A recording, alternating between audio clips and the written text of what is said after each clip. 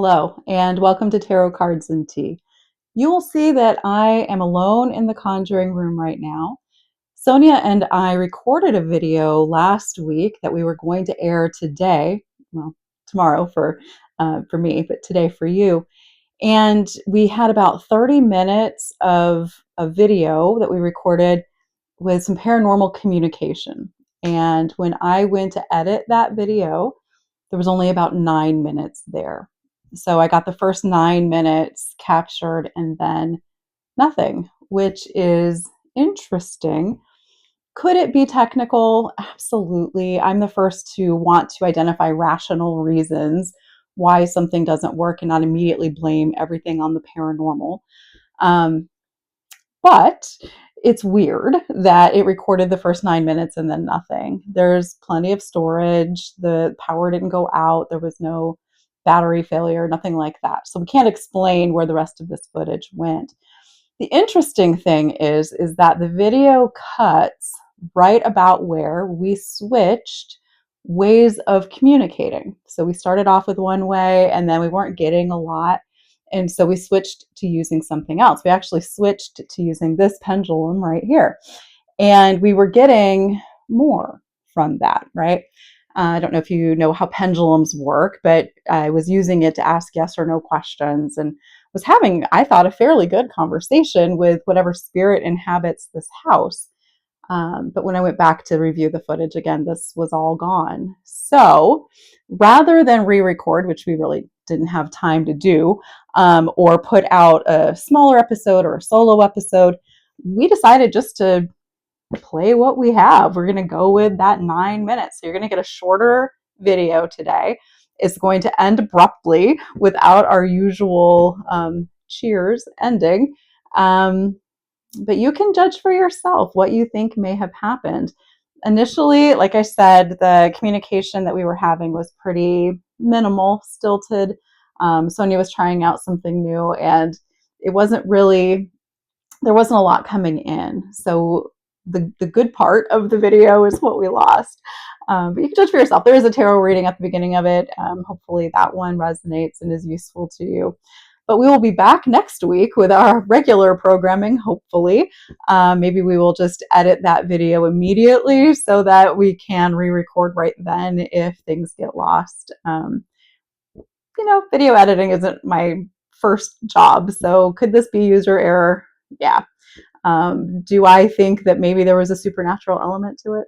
I kind of do, but that's just my opinion. You can let me know what you think. Anyway, enjoy the video that we have, and we'll see you next week. Cheers. Hello, and welcome to Tarot Cards and Tea. We are here in the Conjuring Room. I'm Tia, and in my cup today, I have a strawberry hibiscus blend. I am Sonia, and I'm drinking coffee. Yeah. Nothing wrong with that. We are going to have fun today. So I'm excited. I am excited too, because we are going to be playing with a couple things. I'm going to leave it a surprise, because first we are going to do a reading, and then we're going to have some fun. We are going to do a reading, and it's been a little bit since we've done a paranormal episode. We've been very focused on spellcasting and tarot readings and moons and astrology and whatnot. So many things. So many things to talk about, so little time. But we're back to the paranormal. So we're going to be doing some communication today. So we'll start with that communication with the tarot. If you have watched any of our other paranormal episodes, you know that my house is haunted. Mm-hmm. And we have lovingly named that energy Jeff. Shout out to Jeff. Shout out to Jeff. And by we, I do mean my kid has named that energy Jeff, and we've just all gone with that because, why not? It's a great name. And so we're going to be asking Jeff some questions. We're going to start that questioning with the tarot. So let's see. We're going to do a card to represent the person that this message is intended for. So who is Jeff talking to today? And what is the message that Jeff has for you? And what is your next step? What can you do with this information? So let's talk about that. Oh, I usually like to look at the bottom of the deck, the energy underlying it, and it's death. We're talking to a dead person, so that actually, sometimes tarot's a little on the nose, but it's fine. I love this deck. I like this deck too. It's a great deck. All right. Who are we talking to today? We are talking to someone represented by the Seven of Wands. I pull this card for the folks who watch our videos quite a bit. Yeah. So you are somebody who is doing some good things. You have done something, or you're in the process of doing something that you're pretty proud of. It's a big deal for you. And there are some folks who either maybe disagree with the thing that you're doing. They're kind of coming for you a little bit. Maybe you have some haters. That's okay. That's all right. But there's some folks that are kind of coming for you, but you're not bothered by it. You're like up there. You're kind of above the fray. You're chilling. But you've done some good things. So good for you. What does Jeff want you to know? Ace of Swords. You've got good ideas. Jeff wants you to know that whatever the ideas you have that you're coming up with, these are good ones. You've got some new stuff, some new thoughts. It doesn't matter what other people are thinking. It doesn't matter if other people agree with you or disagree with you. If people are telling you that, that doesn't make sense, that's dumb. Doesn't matter. The ideas you're having, those are good ones. What are you going to do with that? The Empress. Oh, I love this energy. In these cards, Empress is represented by someone who is pregnant. They are birthing the world, right? Whatever your ideas are, bring them to fruition. Follow through with it. Your ideas are good. You're on the right track. You may have some naysayers. You may have people who don't support this, but they're good. They're good enough to bring forward into the world. So whatever you're doing, keep doing it. Fuck the haters. Fuck the haters. I love that. Yeah. That's amazing. That was a good reading. That was a really good reading. Thank you to Jeff. Thank you, Jeff. Okay, so speaking of Jeff, we wanted to play a little bit. Let's play. So we are going to bring out. What are we bringing out? Bringing out our dowsing rods. Bringing out the dowsing rods. I am so excited. Me too. I don't play with these very often, to be honest. My kiddo is so much better with dowsing rods than I am. So this is going to be interesting to see how this works. I'm actually excited to let Sonia play with the dowsing rods because Sonia and Nora, my kiddo, have very similar astrology. So maybe it's that air signs are better with dowsing rods than water signs. I mean, could be. I have never used dowsing rods, so I'm really excited to do this. Okay, so tell me how the dowsing rods work because I'm not quite sure. So you hold them by the handles right here and let them swing freely. Okay. Generally speaking, they're supposed to be pointed both in the same direction, both forwards when you start.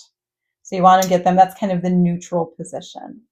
And then when the dowsing rods start to move, depending on the kind of question you're asking it, if you're asking it yes/no questions, usually the dowsing rod's coming into the middle, into the midline, crossing over or touching, that is yes. And the dowsing rod's moving away like that, thank you for demonstrating for me, that would be no. So we're going to go like that. I can also ask the dowsing rods questions like, hey, point to the person in the room, blah, blah, blah. And so maybe both will be pointing the same direction. Maybe they'll be pointing at you or pointing somewhere else, or point to where Jeff is in the room, and maybe they'll point in that direction. And apparently he's behind me. I love that for me. Hi, Jeff. Thank you for joining us. Hey, buddy. Thanks for reminding me to lock the door last night. Where's Jeff? And they're pointing directly at me. This is...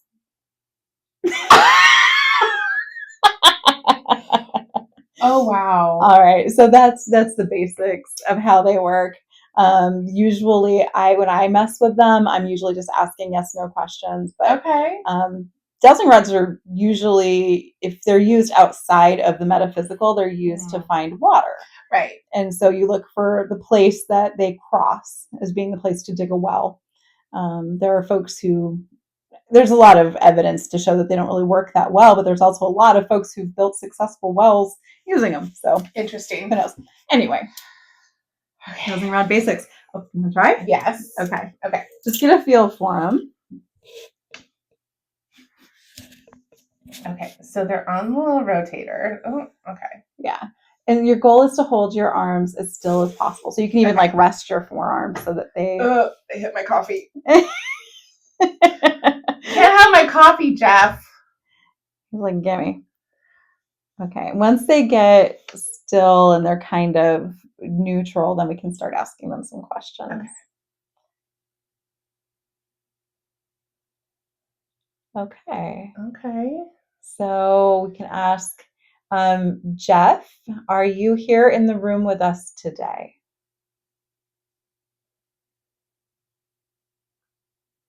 Jeff, are you in the room? Now he's quiet. Okay, so that's neutral. So it might mean that maybe someone else is with us today. Is there any spirit energy here in the room with us today?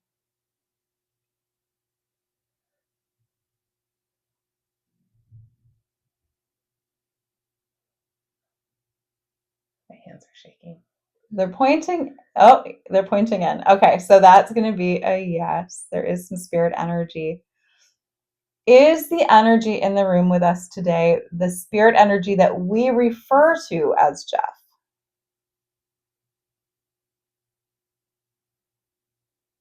Okay, they're staying crossed. Staying crossed, so that is a yes. So Jeff is with us. It's just not, Jeff isn't their name. So that's okay. What do you want to know from Jeff?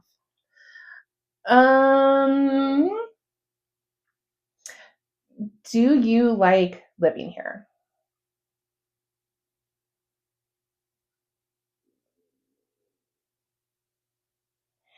That's neutral, but it might be neutral because Jeff isn't alive. No, that's true. I mean, that's a good question. Do you like inhabiting this house?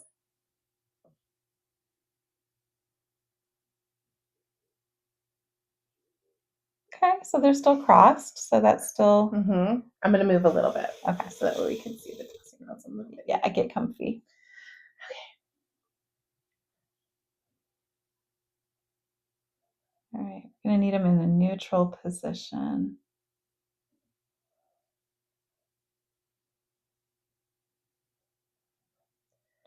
There we go. Yeah. Kind of moving slowly. Because it's hard to know if they're